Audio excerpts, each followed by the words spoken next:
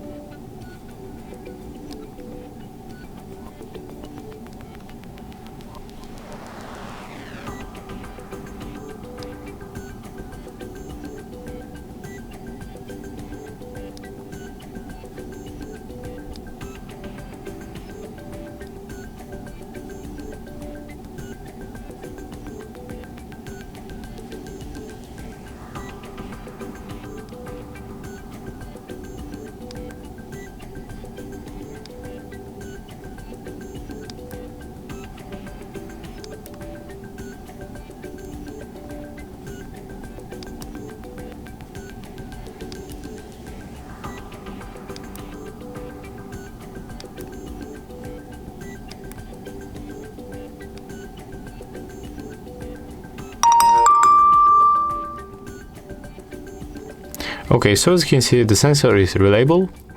It's short delay between touching and unlocking phone, but it works not that bad. But of course, you can find smartphones with definitely faster sensors. If you find this video helpful, remember to leave a like, comment and subscribe.